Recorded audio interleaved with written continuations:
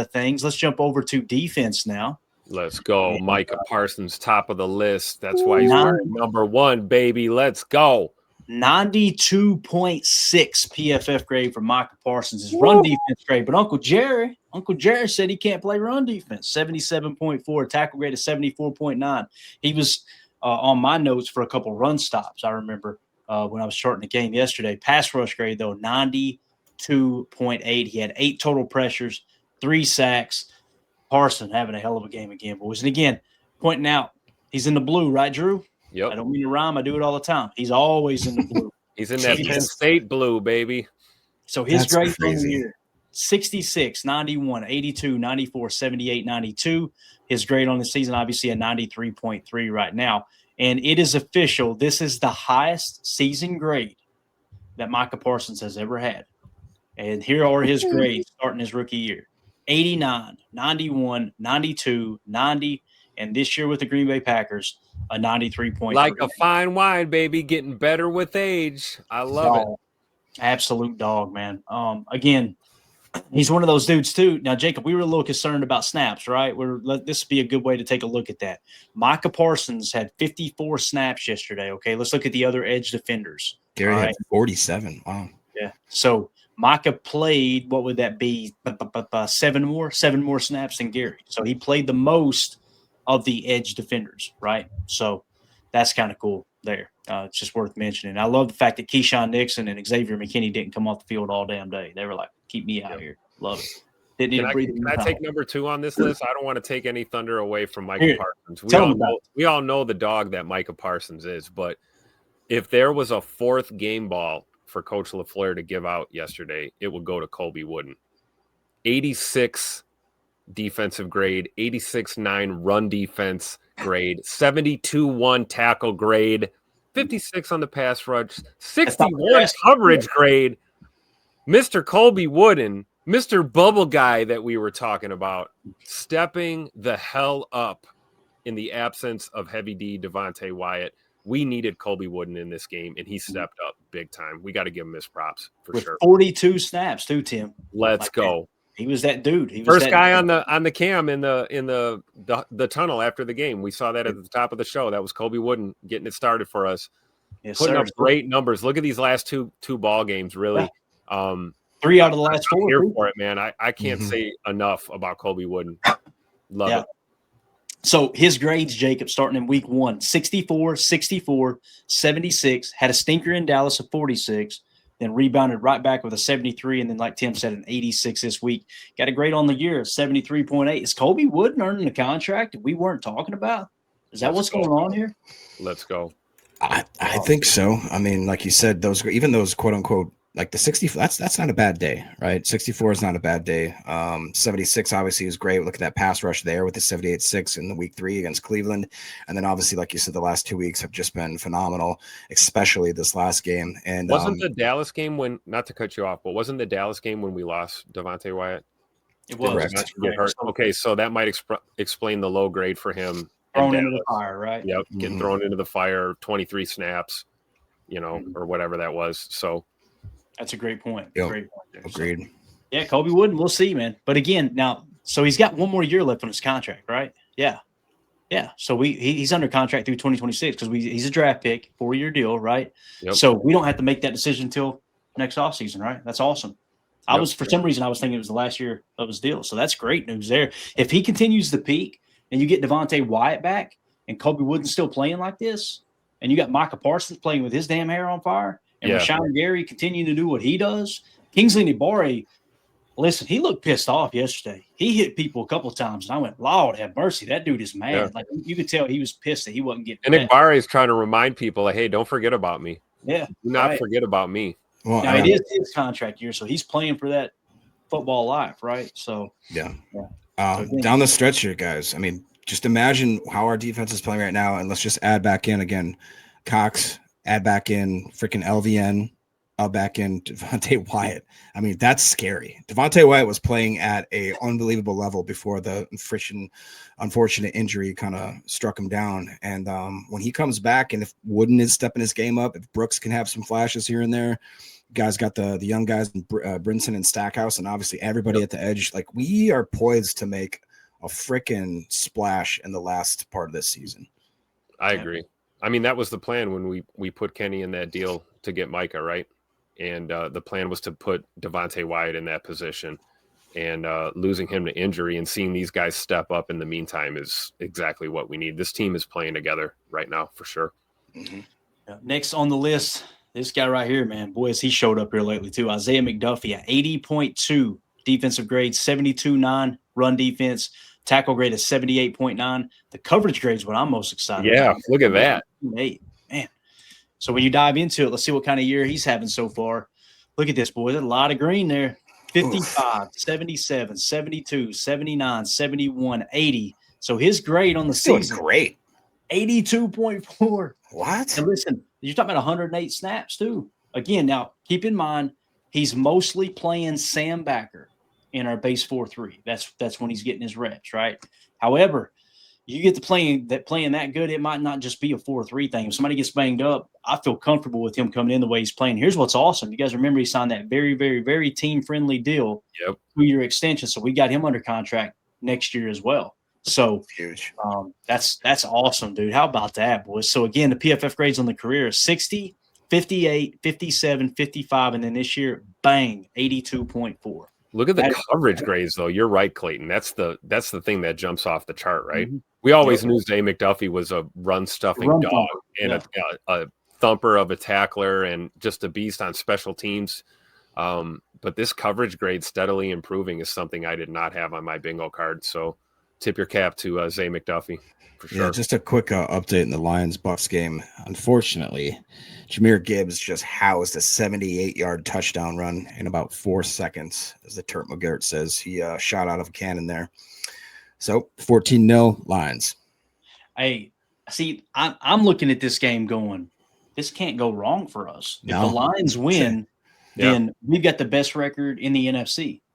If the Lions lose, we get to make fun of Lions fans. We get a little breathing room in the North, So this is just one of those win-win situations. I love it, man. I love it. So, again, what I would like to see happen is the Lions get too confident right now and then have it smack them in the mouth here in a couple of weeks. You know what I'm saying? Like we've never seen Baker Mayfield come back from a 2-scorer deficit. That's a great point.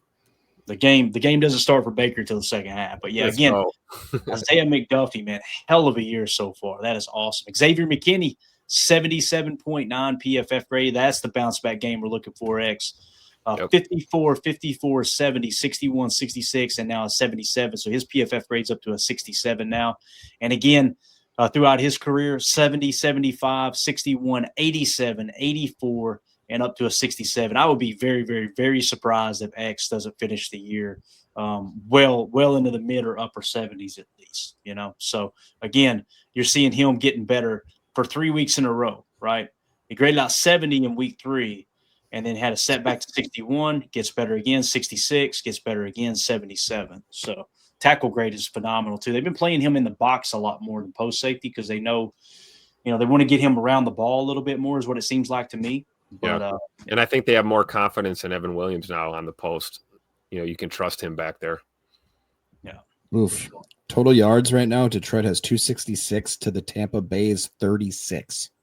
So that defense showed up to play today. Does that mean Tampa sucks all of a sudden, guys? Does that mean Baker Mayfield should be benched and Tampa's coaching staff should be fired? Is that what's going on? Mayfield. Fire him. I don't know. I'm not a doctor. All right. Up next, this keeps happening. Javon Bullard, 73.0 on 61 snaps. Run defense grade 79. Tackle grade 70. The coverage grade the coverage grade this week 67.1. That's kind of a rarity, right? Well, actually, look at there. Week 6 weeks in a row. So 2 weeks in a row, he's putting it together, Tim. Now we know why Nate Hobbs isn't going to the slot anytime soon. I'm having a hard time with it too, man. I've seen all the Nate Hobbs slander. I get it. I understand. It's tough. And people are going, you can't sit him, you can't bench him because you paid him $50 million. You didn't pay him $50 million. Right. You paid him $16 million guaranteed, and you have an out this year. If they wanted to cut bait from Nate Hobbs after this year, I'm not saying they should, I'm just giving you the other side. If they want to move on from Nate Hobbs after this year, you free up $1 million in cap space. You basically eat that dead cap. You're going to come out $1 million ahead of his regularly scheduled cap hit for next year, and you can move on. So it was really like a 4-year deal. It was really a 1-year deal is essentially what it was. And who knows, he may ball out the rest of the year. To me, Tim, it feels like Nate Hobbs is a slot corner being forced to play outside.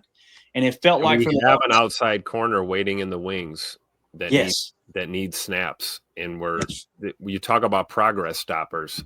It's not a knock on Nate Hobbs at all. It's just if there was one argument for a guy playing out of position in Green Bay, I think it's 2-1 right now. And it says more about Javon Bullard than it does really anyone else. It's the fact that Bull is playing the way he's playing in the slot. You can't pull him and start Hobbs over him based on what we've seen thus far, because you have a progress stopping situation there with another young player.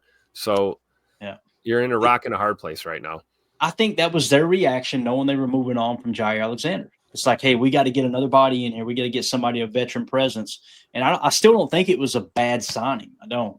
Right. Yeah. Because if you don't sign Nate Hobbs and Carrington starting and Carrington goes down, who's your outside corner now? Bowman. Right. Yeah.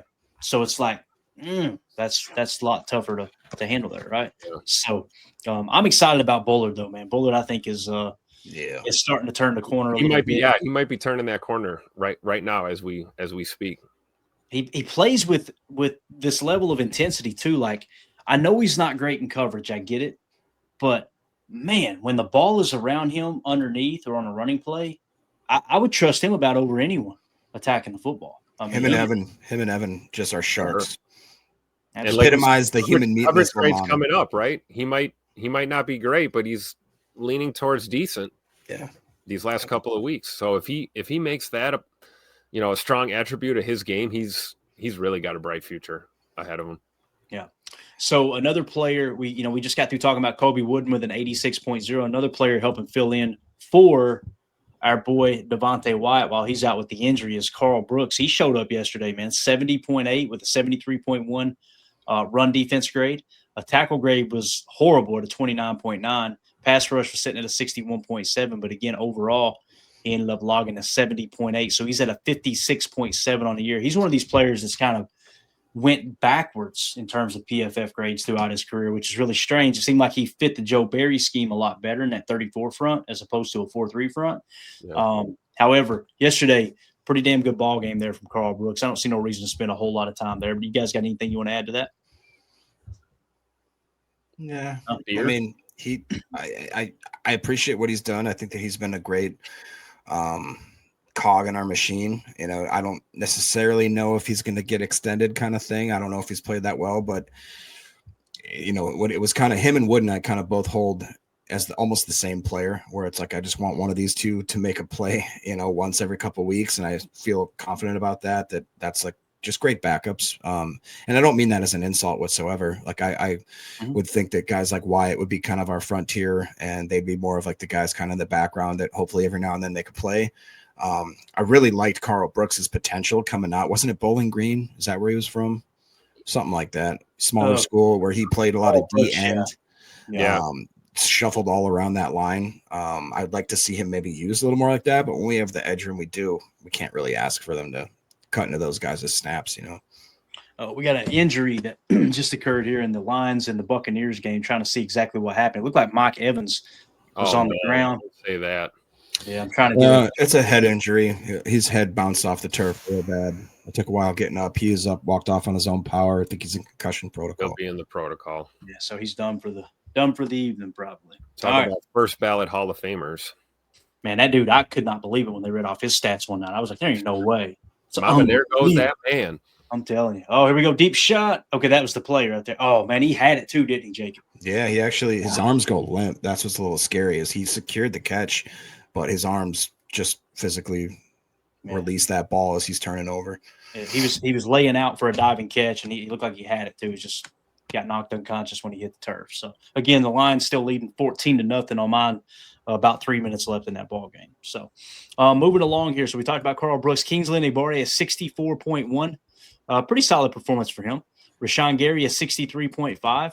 So, on the year, PFF has not been too fond of Rashan Gary, who leads the Packers in sacks and run stops at the defensive line position. I don't know how that works, but 63, 60, 72, 71, 68, 63. So his grade on the year is a 70.3. Obviously, it's not bad, right?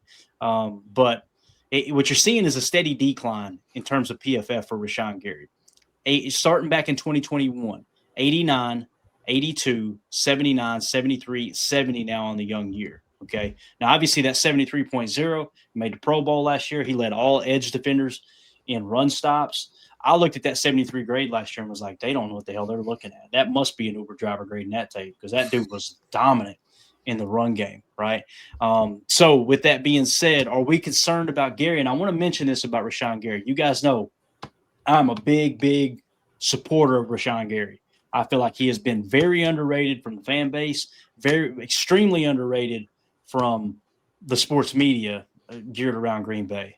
However, there's going to be a decision that has to be made next year, right, on that cap hit, because his cap hit's going to jump a little bit. The guaranteed money is the majority of it's gone. You can restructure.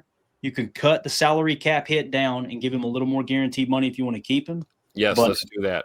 It's looking like he's on the decline if you just looked at PFF. Okay, if you just looked at that, right?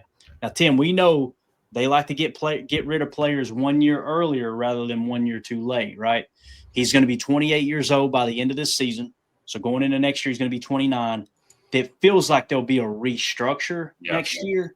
And maybe you'll tack on a couple voidable years where you got the skeleton of a contract where you can kind of, all right, you can extend him if you want to.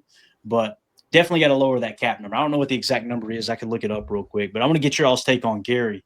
Do you think – and I see the super chat there, Jerry. We'll hit that in just 1 second, okay? Do you think Rashan Gary's best football is behind him, or do you think he's going to rebound? What do y'all think about that? I'm not betting against Rashan Gary ever. So I would say, yeah, he's going to rebound or stay steady Eddie. I would like to see him retire a Green Bay Packer. I think you're right. The cap number's got to come down.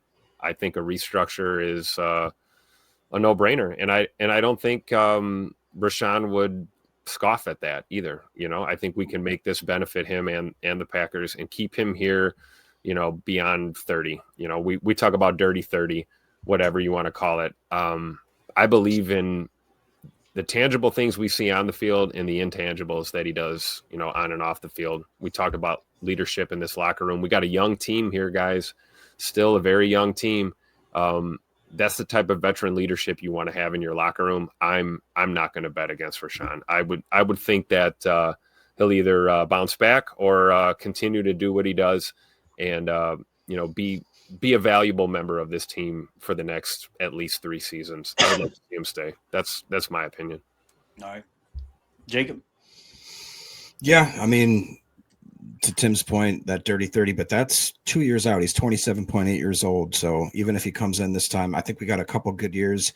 I would love to see some sort of restructure, an extension that gets us with him at least until he's 31. I've seen the motor on that guy. You've seen the emotional intelligence that he has, that he plays with, that passion, that fire. To him, I believe that football is not just a job. I think that it's his actual passion in life, that he has dedicated his everything to. His family is a part of it. His you know, the way that he's embraced this community. He's the type of guy I want to offer a third contract to and bring him back and, like you said, solidify him in that Hall of Fame. Yeah. Packers Hall of Fame, at least. And when you look at his contract, this year his cap hits $25.7 million. All right. Next year he turns 29. His cap hit jumps only a little less than $3 million. So it's not much of a jump at all. It kind of feels like they would keep him under this number at a $28 million cap hit. But the number you want to focus on is the dead cap. All right. Dead cap attached to $17 million. So essentially you can free up $11 million if you move on from him before the 2026 season. If you keep him under contract at that $28 million, the cap hit jumps to $31 million in 2027, whereas dead cap is only 8.5. So when he turns 30 years old, you could cut bait and free up roughly $21 million in cap space. So I think there's a decent chance he returns next year. I hope he does. I just feel like it's not unrealistic to have that conversation right now. Yeah. You know what I mean? Like you're getting fair to that point, unfortunately. It sucks. Yeah. I hope he turns into our boy that came from Chicago. Was it Julius Peters? Is that his name? Julius Peppers, man. dude, I hope he turns into that and plays till he's 70. You know what I mean? But the reality is Rashan Gary plays a little bit different game than Peppers did, right? And Peppers had a freak body.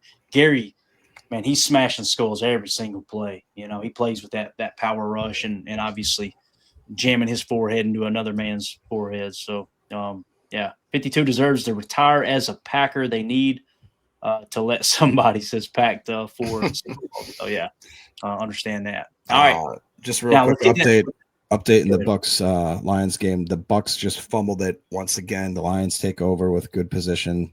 It's looking a little 2 minutes left just now in the second quarter. We got the 2-minute warning.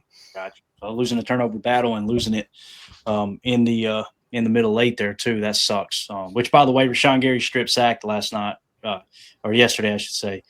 Came in the middle late, and it was our only turnover. Like, it's single-handedly probably the most important play of the day for sure for Rashan Gary. Jerry with the super chat. Thank you so much, Jerry. Why haven't we seen any Bo Melton in the corner position? I said this when we were in camp, Jerry. Kind of felt like it was his last shot to make the roster was to see if he could make corner work. And I know the buzz really took off and everybody got really excited about Bo Melton contributing at the cornerback position. I remember the national sports media were making it sound like this is Jair's replacement. I don't think that was ever the plan, right? I think it was you want to keep him for special teams. The wide receiver room is overcrowded now. Let's see if he can play some corner too, and let's prep him for that, right? Let's see if he made the list. So he didn't play any snaps yesterday, right? No, but he was suited up against his brother, so.